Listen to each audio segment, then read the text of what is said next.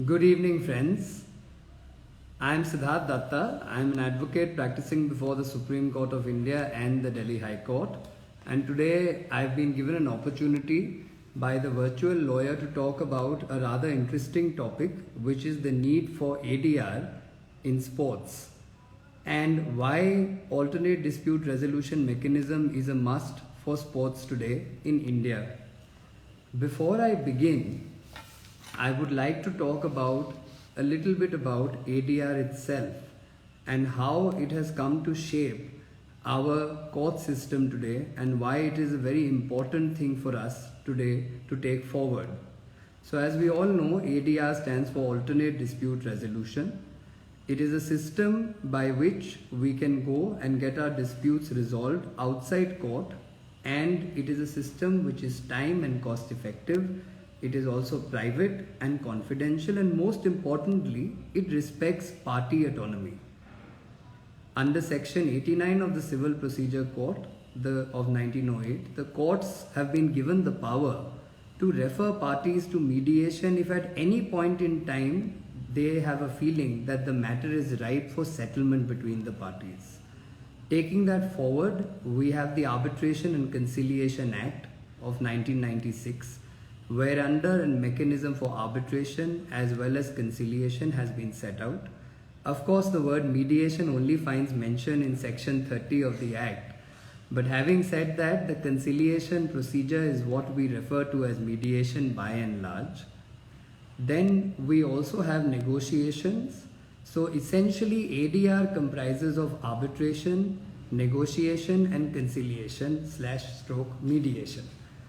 Now, with the growth of specialized fields in law as well as under contract, what has happened is we have started requiring specialists and experts who need to take up judging matters which relate to disputes between specialized services or say specialized acts and performances. For instance, under the MSME Act, a conciliatory board has been set up for any body that is registered as a medium or small enterprise under the Act for the purpose of its dispute resolution. Similarly, under the Commercial Courts Act, now by way of an amendment in 2018 and also otherwise, there is a provision for mandatory mediation in commercial cases prior to them going to court. So then why not have something similar for sports? Having said that, we must now dwell onto the issue a bit further.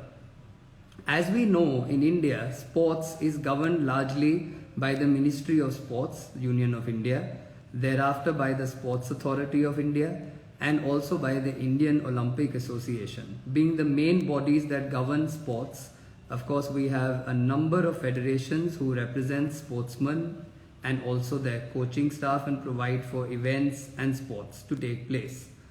Now, since sports is a very specialized field, I would like to begin by telling you that ADR in sports has for some reason become arbitration in sports.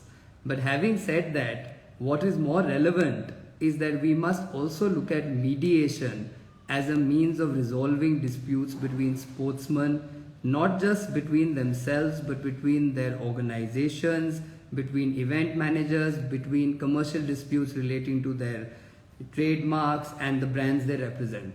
So I would like to begin by a quote from a professional footballer that said, "The sports world is a small one. Everyone seems to know the other people. Thus relationships and reputations are worth preserving." So by means of ADR, the disputes can be resolved within the family of sports itself. This quote is given by a footballer named Simon Gardiner, and it's quite on the point to our topic today. In fact, one of the most interesting things that I came across while researching for this topic was that ADR in general brings to fore what we refer to as true sportsmanship and keeps the sportsman spirit intact, and also ensures that though it may at times in terms of arbitration seem adversarial, the real issue here is resolution, settlement, and in order to preserve the athlete, his career, as well as to ensure that sports on itself goes ahead without facing legal impediment. Now, some of the important factors relating to ADR, as I have mentioned before, are that it is time and cost effective, it is private and confidential, it is highly efficient if done properly, that is, it is informal, and at the end of the day, the entire focus is on preserving the relationship between the parties. As I have also told you, that it is an extra legal tool to resolve disputes which cut across the need for formality and emphasize again on party autonomy. So in the world of sports, how did ADR come about? Now, as we know, sports today is a multi-billion-dollar industry. It just doesn't relate to the athletes, it relates to their premier leagues, to the international events, to the brands they support, to everything an athlete does now involves contracts. It's a multi-billion-dollar industry, so therefore it needs regulation. It's also a very vulnerable industry, and all the stakeholders involved are at some point in time or the other suspicious of one another. The ramifications of these disputes in this industry are that at times and mostly people land up in court. But having said that, this problem also arose in the 1980s during the Rome Olympics. There were major disputes that had broken out between athletes, their associations, between the governing councils, and ultimately the International Olympic Association decided to set up what we now call the Court of Permanent Arbitration, or CAS, at Lausanne in Switzerland. The purpose of setting up the court was to provide a forum to sportsmen, their governing bodies, to federations, to organizers, even for commercial matters, a platform where sports and only sports would be taken up and disputes relating to sports would be resolved. Now, having said that, the CAS has its seat at Lausanne, and it was not until 1999, in the May of 1999 to be more precise, that CAS also started taking up mediation as a means of forwarding the cause of alternate dispute resolution in sports. Prior to that, as the words court, I would say the word court and arbitration together in the same sentence sound like an oxymoron. But having said that, the fact is that the Court of Arbitration for Sports is the most effective body today for any athlete, any federation, even commercial disputes relating to athletes go there today. So once the CAS came about, then what it did was it put in legal experts along with people who understood the games, along with people who were all experts in their disciplines, in their respective sporting disciplines, I should say rather. And it provided a platform for grievance redressal and resolution rather than adversarial litigation. It also broke free from the ethos of these lengthy procedural proceedings that we see in courts. It also served as a great tool for reducing litigation and also animosity between players, their federations, etc. But do you know that prior to CAS, or should I say prior to mediation in CAS, there is one very well-known incident of how a sporting dispute got over by use of mediation in 72 hours. Very famously referred to as the Woodhall-Warren dispute, Woodhall being a boxer and Warren being his agent or manager, got into a dispute relating to who would represent whom. Now, Woodhall in 1999 happened to be the champion or the international holder of the title for the World Boxing Organization. And ultimately he wanted to pursue a career and his manager was not letting go of him. The matter landed up in court, an early hearing application was put in. Ultimately the court referred the parties to mediation, and in 72 hours the matter was settled. Now what the settlement was, another great aspect of mediation or ADR in general, it is confidential. So I don't know what it was, but it certainly worked. So one important aspect of ADR is confidentiality. So the parties feel protected. Whatever happens with a mediator or even with an arbitrator or the award doesn't essentially become a part of public discourse or public knowledge, which also protects the parties' autonomy again. So having said that, I must also inform you that when the Warren Woodhall dispute occurred, the court had referred it to the CEDR, or to the Center for Effective Dispute Resolution, which took up the case and resolved it and came up with a settlement in 72 hours. Just like CAS, there are other bodies as well that provide alternate dispute resolution services. For instance, the Sports Resolution United Kingdom based in London, the FIFA Dispute Resolution Chamber, then the Sports Dispute Resolution Center of Canada, etc. Having said that, I must now also inform you that the FIFA Federation Dispute Resolution Chamber provides extrajudicial settlement of sports disputes relating to associate football leagues. For instance, one of the cases happened between a Chelsea football club and their former player, Adrian Mutu, for breach of contract at the latter's end.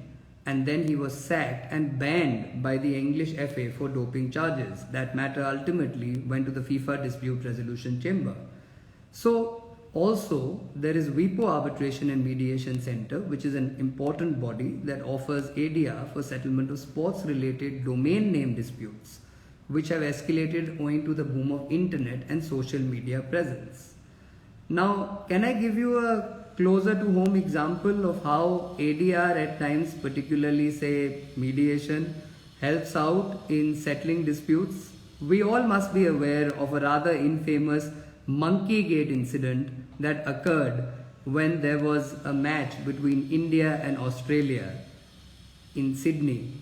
And what had happened was that a certain Mr. Andrew Simons was very annoyed about a certain utterance made by a certain Mr. Harbhajan Singh, which he termed as being racist. Ultimately, international relations were at stake. The matter went forward, and then we landed up with an appeals commissioner being appointed by the ICC, who helped the parties understand each other's cultural differences, sat down with them, there was a lot of effort put in, and ultimately the matter was settled, an unconditional apology was tendered. It was a very short process, as a result of which the further tournament and the ongoing matches were not affected and international relations were preserved. Another rather infamous incident that brought to light CAS for India happened in the case of Duti Chand. What had happened, rather I would say Sarita Devi brought CAS to light, but I'll come to that later. So what Duti Chand did was that the Indian Athletics Federation had banned her from participating in the sport on account of the fact that it was said that she had testosterone levels which were higher than that expected in a female, and that she had taken supplements and that gave her an unfair advantage. She challenged that particular decision rather successfully in CAS, and the Court of Arbitration for Sport put in its own experts who looked into doping issues relating to testosterone usage. And ultimately, after a lot of research, what came about was that CAS held in her favor, her ban was partially revoked, and the International Athletics Association Federation was asked to review its stand in terms of testosterone production, differentiating between testosterone which is produced by the body as well as by what is injected into the body from outside. So Duti Chand was another highlight that brought to fore how CAS helped an Indian athlete overcome an impediment put in by their federation. Now I must move on further and talk about the position of ADR in Indian sports law. Now, as I began by saying, the Ministry of Sports formulates the national policy for sports in India.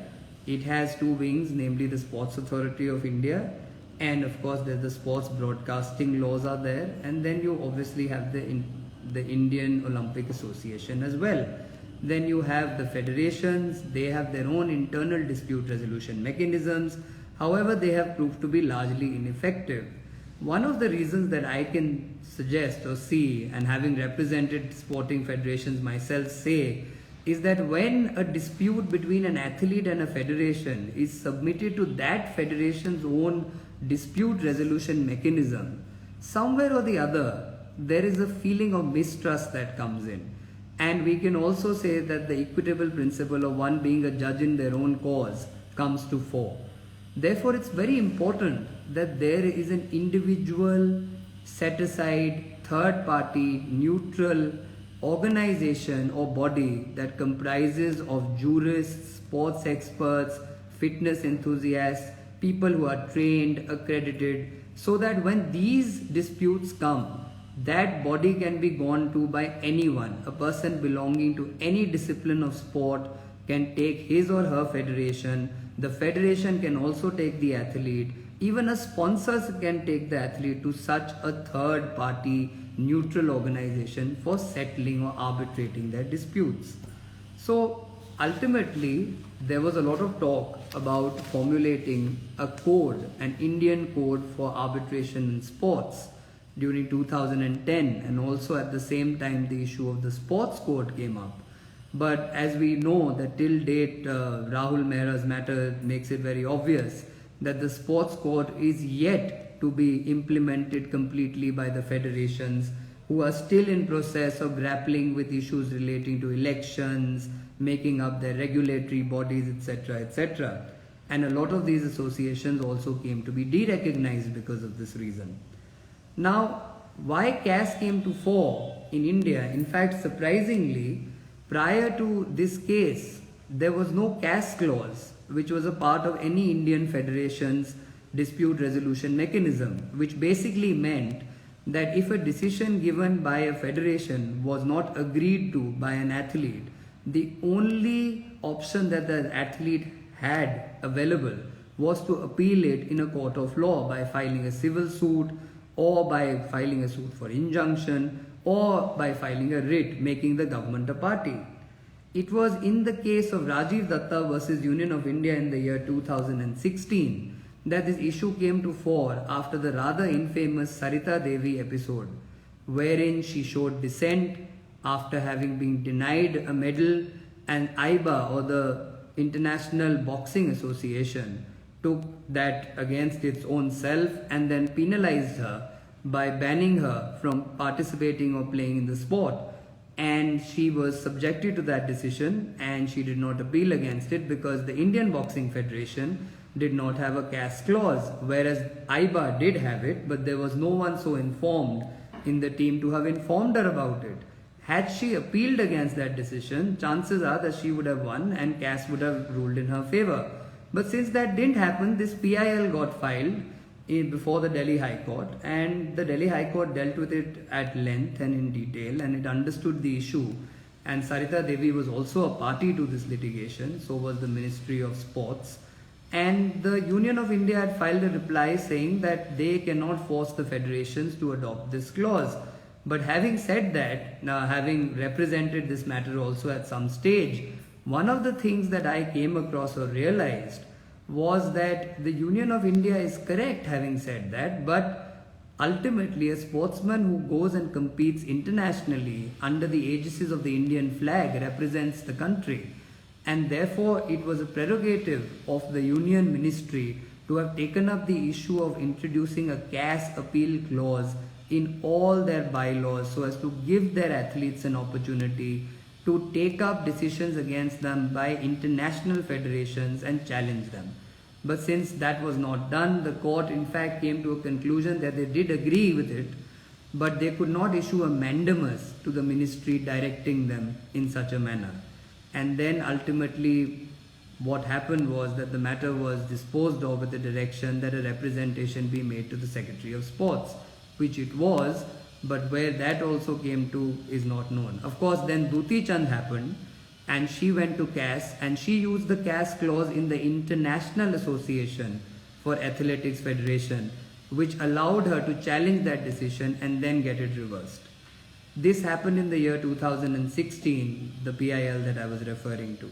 Another matter that came to light, in fact, very often it is seen that when a sportsman has a dispute with his federation, particularly in terms of selection or participation in foreign events, there is a trend that that sportsman files a writ petition invoking constitutional rights under the Indian Constitution, Article 14, 19, 21 primarily, and takes it to court, making the Government of India party as well as the federation that represents the sport in which that person is participating.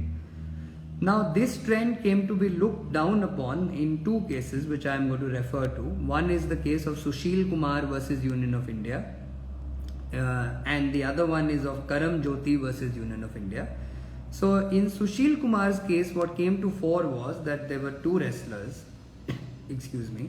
One of them had qualified as per the criteria laid down by the experts, and the other one, who having won India fame in the prior Olympics, should have qualified, could not qualify for some reason, again on account of the selection criteria. So he challenged his non-selection before a writ court, and after lengthy hearings on the issue, which included a lot of media light as well, what came out was that the judge in question ultimately held, and I'm reading some excerpts from that judgment, having heard the learned counsel for parties, this court is of the view that the decision who should represent India in a sporting event is best left to the experts, that is the concerned National Sports Federation. This court is of the view that a writ court will not interfere in the exercise of discretion of the National Sports Federation and substitute its own judgment except where the discretion is shown to have been exercised in an arbitrary or capricious or perverse manner or contrary to settled principles and practices. So this itself would go on to highlight the difficulties that are faced by a court when they have to deal with these cases, because selection is done on the basis of a criteria which is set by experts, understood by experts, and to expect a writ court to supplant or supplement its understanding for that criteria and hold in favor of one athlete over the other is a rather unfair call. The second such case that came about was that of Karam Jyoti versus Union of India and others. In that particular case, Justice Sanjeev Sachdeva agreed with the earlier decision in Sushil Kumar's case, and again I am reading some excerpts from there, and said the selection of athletes has been done by specialists in the field. They have adopted a fair and transparent method of conducting selection trials. I am in complete agreement with the view taken in the case of Sushil Kumar that the decision who should represent India in a sporting event is best left to the experts. In the matters of selecting the best possible candidate to represent India in an international competitive event, there cannot be any interference by this court in the selection criteria set down by the concerned National Sports Federation, and also as to how the relative merits of different candidates is to be evaluated, which is for the experts to decide and not this court. Another case which I represented the Equestrian Federation of India in was a case relating to the Asian Games, and in that particular case a candidate who was not successful challenged the selection criteria on the basis that there are 4 spots and 3 were filled in, why should one go empty?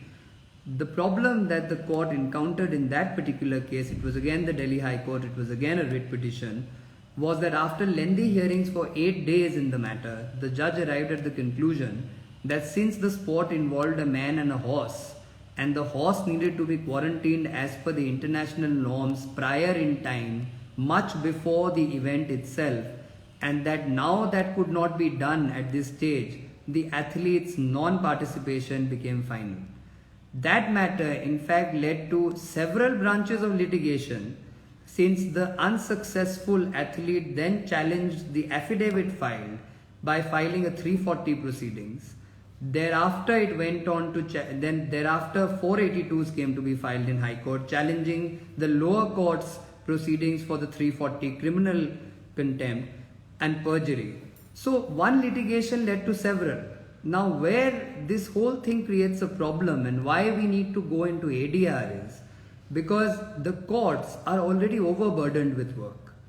They are already dealing with a host of issues. On top of that, now they are expected to deal with issues which only experts understand and deal with. Even for that matter, doping. Now doping, one would say, has criminal, it has a criminal element. But even doping issues are being challenged in CAS successfully. It's an independent body. The Russian Federation, who was banned from the Olympics, challenged the decision in CAS. So CAS provided a platform for even doping issues to be taken up. And what happens in cases of litigation between sportsmen and their representative bodies is that the sportsman somewhere or the other falls foul of the body, because the sporting federation believes that, it is nurturing the sportsman and the sportsman is taking it to court. Now, had this particular case of Sushil Kumar or Karam Jyoti gone in, say, a highly specialized mediation, and there was an independent body that conducted it, we would not have had these judges writing these judgments highlighting the fact that they cannot, in their position, balance equities by supplementing their views with those of experts. So these cases would show that there is a need for a separate third party body which is neutral, which must comprise of jurists because equity matters, but it must also have sporting greats who must be part of it. Interestingly, what has come about now, in fact, I mentioned CAS and mediation. Again, mediation is not very popular in CAS, but having said that, they have a success rate of 85% in matters that go in for mediation before them. Another two examples I would give of cricketers, in case I'm quite sure a lot of us would be aware of these two examples. Mohammad Azharuddin had a match fixing scandal allegation against him. There was an inquiry conducted. He was held guilty by the federation. He was thereafter dropped from all posts. He was banned from playing. He successfully challenged that decision in a court. He won the matter against the regulator, and thereafter, till date, even though he has been cleared of all such charges by a court of law, the federation refuses to recognize him in the same manner it did earlier. Similarly, you will also come across another case which happened in the case of S. Sreesanth. Now, in Sreesanth's case, again, there was a scandal, there was a match fixing scandal in the IPL. It went to court, he's been given a clean chit. Even then, he's not allowed to participate in cricketing events. So, what happens in adversarial litigations is that animosity sets in.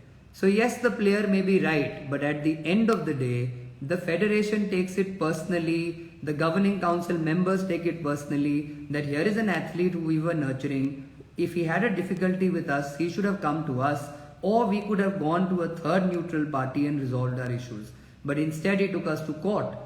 So, litigation is adversarial. In sports, everything adversarial happens on the pitch or in the arena.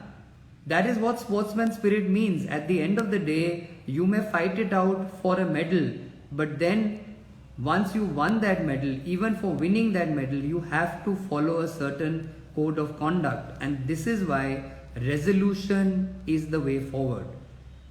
Adversarial litigation in sports matters is a matter of great concern, and they are growing day by day. Now, after the lockdown, in fact, what has come out is a lot of these athletes, they come from distant parts of India, they're staying at government facilities. A lot of them may not have even got their stipends which these federations were giving because of shortage of funds. They may not have received the proper training that they would have required. There may be a host of issues. All of these issues today will land up in court, where you'll have the athlete suing the government for paltry amounts of money which would have come to him for something like sustenance and subsistence. I think we owe our athletes a responsibility to that extent, that we must provide them with a body which can understand them, which can understand their problems, and which can also at the same time understand the federations, understand their issues, and somewhere bring them together and resolve. So the point of today's entire discussion was why ADR is needed in sports law. As we know, sports is now coming up in a big way in India. We have everything from kabaddi leagues to the IPL. Everywhere disputes will arise, whether be it with the sponsors, be it with the teams. In fact, I believe the BCCI had a major issue with one of the franchises in IPL, which was mediated at the end of the day. In fact, mediation is so effective, if I may take liberty to say so, that one of India's top law firms had a dispute, amongst the two brothers, and ultimately it was mediated. The court said, let it be settled, preserve the relationship. And what happens is, when you have these dispute resolution avenues open to you, even arbitration for that matter, and in fact CAS has come up with this great concept which is not quite liked in the arbitration fraternity, but it is called ARB-MED or MED-ARB. So what they do is they even give an opportunity during the arbitration to the parties, which is also a part of section 30 of the Arbitration and Conciliation Act, to settle their dispute if they can. But I would suggest that even in such cases, it should be referred to a neutral third party. It should not be done by the person who is acting as the arbitrator, because it becomes very difficult for a judge who shifts into being a mediator, gets confidential information from the parties which they won't disclose to him in essentially adversarial proceedings, and then switches back to being a judge in those proceedings. That would be patently unfair to the parties. Another very great aspect of CAS which I came across during my research was that they offer advisory opinions on potential disputes. Now, I am a hardcore litigating lawyer, I must tell you. I have recently received training in mediation for Samadhan in Delhi High Court as well, and it was an eye-opener of sorts. Having said that, even prior to that training, I always supported mediation because I thought that it is a great avenue, and I would suggest it to a lot of my clients. In fact, we have specialized bodies. Even for example, now we have the Producers Guild that deals with specialized disputes between producers and TV artists and cinema personalities. These don't land up in court then. They don't add on to the court's burden. So why not for sports have such a neutral third party? Why not set up an organization that just deals with these issues? The sportsmen will have trust in it, the federations will have trust in it, the government can support it. In fact, interestingly, another instance that I came across, that how courts have also been moving in this direction, was that how TDSAT in fact referred a matter which was between Star Sports and Wyndham for mediation, and this related to broadcasting rights of sporting events, and it went through mediation. Similarly, there was a dispute relating to distribution of funds. That dispute related between the Indian Olympic Association and the Sports Authority of India, and all the national sporting federations were unhappy with the distribution of funds, and they sought the intervention of the Ministry of Sports to mediate that between them. They didn't take each other to court. And having said that, I feel that courts should not be burdened with such cases. I keep coming back to this because I believe courts have a lot more to do. If they start entertaining these cases in terms of specialized, expert criterias, that is the reason why perhaps even in our Evidence Act, we have a need for experts. Because there are times when courts will fall short because they will always look at the law. But how to apply the law to something as peculiar as sports is something that requires an expert. Of course, he must have assistance from a judicial member. That is the reason why if there can be a system or an independent body set up in India, we would not have these cases going to court, we would not have athletes and federations disputes and dirty linen being washed in public. In fact, I recall it was very unfortunate when Sushil Kumar's case went to Delhi High Court because there were statements from both sides in the newspapers every day, and this is something that would have never happened had this gone to a neutral third party. And everybody here needs to understand that ADR is the best option today that we have for settling these disputes. As I pointed out, till 2016 no one had heard of CAS, and it was in 2016 when a PIL came to be filed post Sarita Devi's episode that the CAS clause and the fact that it should have been a part of each Indian federation's bylaws came to light. Sushil Kumar and Karam Jyoti further brought light to the fact that courts find it very difficult to deal with these issues in writ matters. Then ultimately Rahul Mehra's matter brought to light the fact that even the sports code needs to be implemented. So today we are at crossroads where even till something that was mooted in 2010, we are in 2020, the sports code's implementation is still going on.